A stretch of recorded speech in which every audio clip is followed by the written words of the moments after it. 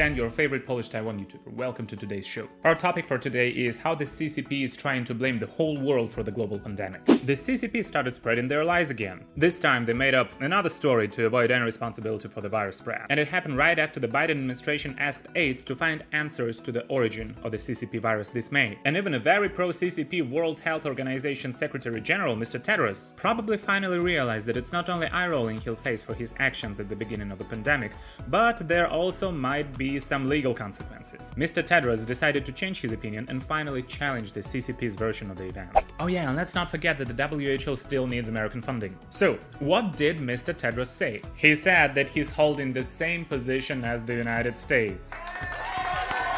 And then, not a long time ago, the Secretary of State Blinken had a meeting with Tedros, where he stated once again that the United States supports the WHO's second phase investigation of the CCP virus pandemic. Senators sent a bipartisan request to President Biden to continue the research into the CCP virus origins. In addition, we can all see the need for the United States to unite its allies to put pressure on Beijing for CCP's multiple attempts to obstruct the virus origin investigation. Of course, we all know that the CCP has no conscience, but luckily karma also hits them hard sometimes. They concealed the virus outbreak that caused the global pandemic in China. If they were honest at the beginning of the pandemic and apologized for their actions, the whole situation would have been different by now. But what did those CCP thugs do? Blame the others, of course. Even said that it was the United States that caused the pandemic. What the CCP thought they were doing is learning from the foreigners in order to gain command over them. 是一场计，以制夷.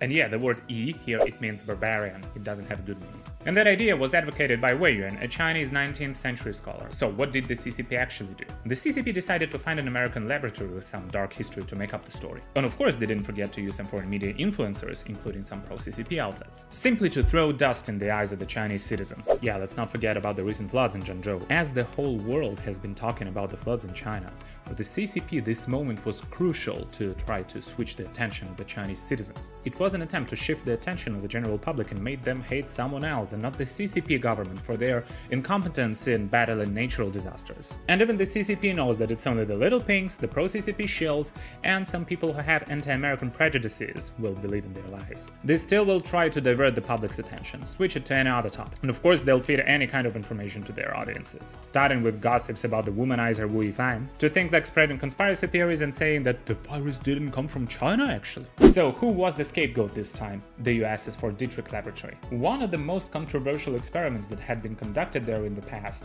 was the Project MKUltra. It was a program of experiments from 1953 to 1964. It was done on the order of the CIA director Allen Dulles, and the project was headed by a chemist, Sidney Gottlieb. The aim of it was to develop mind-controlling drugs for use against the Soviet bloc in response to Soviet, Chinese, and North Korean use of mind control techniques and drugs on US prisoners of war during the Korean War. The experiments were conducted not only on enemy agents that have been detained, but also on American and Canadian citizens. Experiments were often conducted without the subject's knowledge or consent. Still, what's important, following the recommendations of the Church Committee, President Gerald Ford in 1976 issued the first executive order on intelligence activities, which prohibited experimentation with drugs on human subjects except with the informed consent in writing and witnessed by a disinterested party of each human subject. And in accordance with the guidelines issued by the National Commission in 1977 under the Freedom of Information Act, the information in those experiments was declassified. A cache of 20,000 documents relating to Project MKUltra led to Senate hearings later. Subsequent orders by President Carter and Reagan expanded this order to apply to any human experimentation. And later on, the theme of Fort Detrick and human experiments was often used in popular culture, in movies, songs, and video games. So, looking at this story, how did the CCP use it in order to blame the United States for the CCP virus outbreak? The CCP thought of a perfect lie.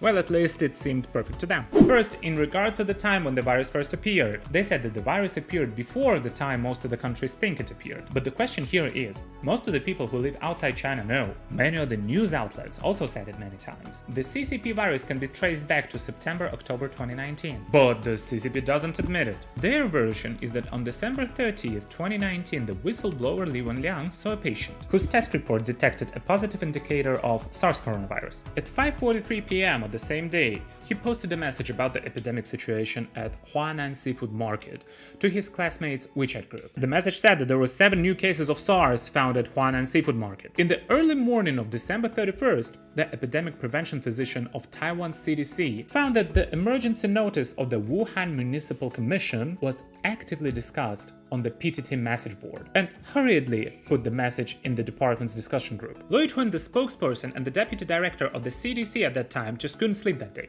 He found that the epidemic prevention doctor posted the message in the group and hurried to PTT platform to learn more about it. He posted the message to the group at noon of December 31st, sent a letter to China for verification, and also sent a letter to the World Health Organization.